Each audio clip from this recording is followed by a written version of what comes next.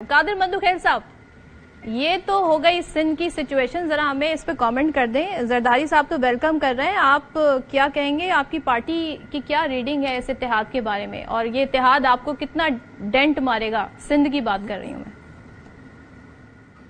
جی بہت شکریہ صدف، رانا صاحب نے بات کی تھی، ابھی آپ زیادہ دور نہیں جائے۔ 2018 میں پیپلز پارٹی کے خلاف ایک جی ڈی اے نام کی الائنس بنی تھی، اور اس الائنس میں 2-4 سیٹیں جو انہوں نے جیتی ہے، جس میں میئر برادران تھے اور یہ دوسرے ہمارے دوسرے دونوں میئر برادران جو تھے وہ پیپلز پارٹی میں شمولیت اختیار کر چکے ہیں۔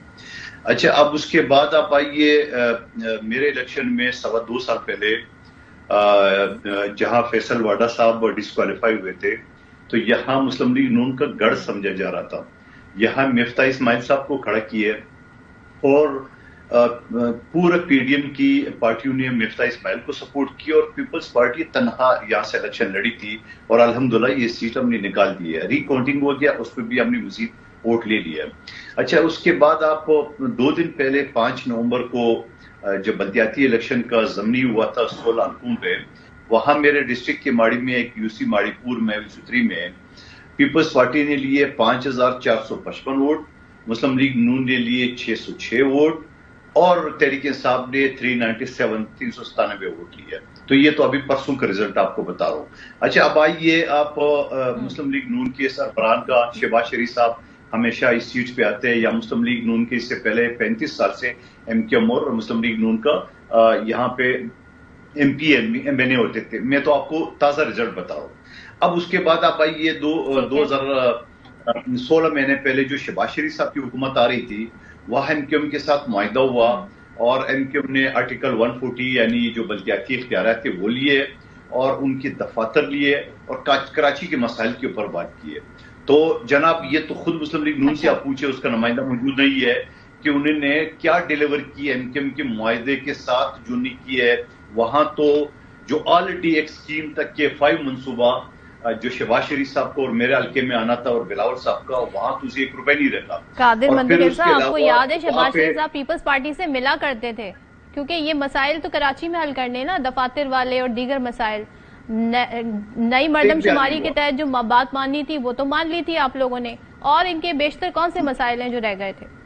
دیکھیں دوبارہ سن لیں، ایم کیو ایم کے مطالبے تھے کہ ان کے دفاتر دیے جائے، آج تک نہیں دیا۔ ایم کیو ایم کا مطالبہ تھا کہ آرٹیکل 140 جو بلدیاتی اختیارات تھے وہ دیے جائے، وہ آج تک شہباز شریف تھے۔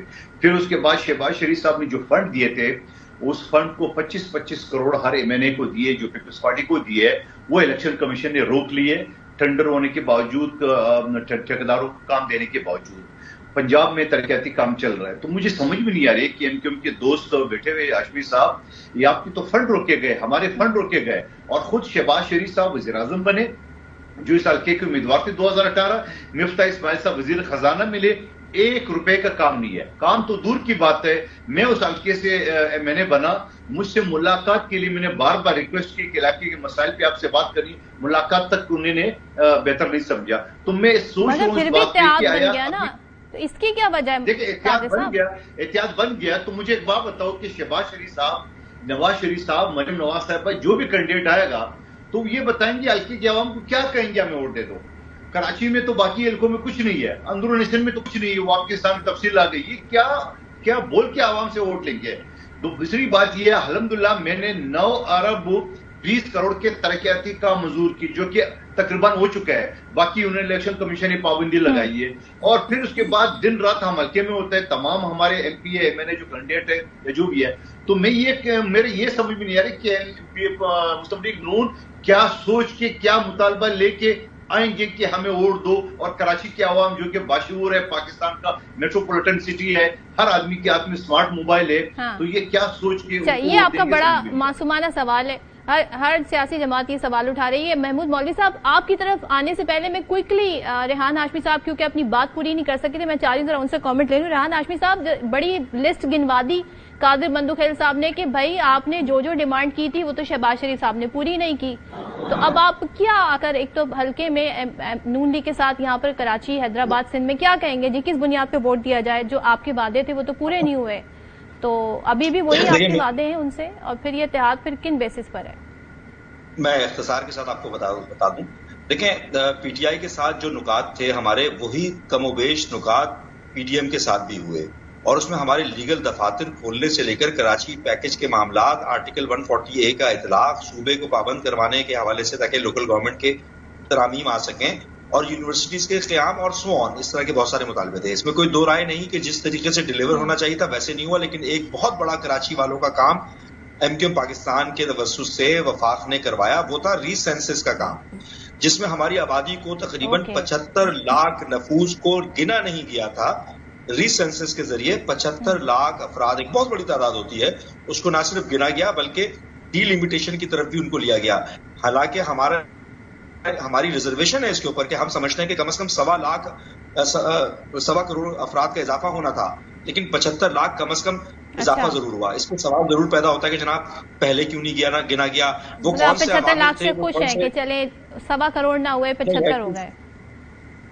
بڑھا ہے نا. سوال تو پیدا یہ ہوتا ہے، ہمارا ابھی بھی ریزرویشن ہے ہماری، کہ جناب وہ پہلے کیوں نہیں گنا گیا؟ ایم کے ایم کاوشیں نہیں کرتی تو کیا اس کو 1 کروڑ 35 لاکھ افراد کے اوپر ہی کر دیا جاتا؟ تو یہ میں سمجھتا ہوں ایک بڑا امپورٹنٹ پہلو تھا. جہاں تک آرٹیکل 140A کی بات ہے، دیکھیں 18ویں ترمیم کے بعد یہ بنیادی طور پر ذمہ داری ہوتی ہے صوبے کی، اور ہم نے وفاق سے بھی یہ مطالبہ کیا تھا کہ صوبے کے کولیشن پارٹنر جو کہ پیپلز پارٹی کے دوست تھے، ان کے ساتھ اس میں ترامیم کروائی جائے. اس میں بھی کوئی دو رائے نہیں کہ ایم کیو ایم کی درجنوں میٹنگز ہوتی نہیں پیپلز پارٹی کے نمائندوں سے لوکل گورنمنٹ کے قوانین میں ترامیم کے حوالے سے، ڈیولیوشن آف پاور کے حوالے سے، تو انفارچونیٹلی وہ نہیں ہوا. اور لیگل دفاتر کھولنے کی بات ہے تو 18ویں ترمیم کی روح سے ہی یہ لا اینڈ آرڈر کی سچویشن کو مینٹین کرنا صوبے کی ذمہ داری بنتی ہے. ٹھیک ہے ریحان، میں اس پہ مزید بھی آگے بات کروں گی.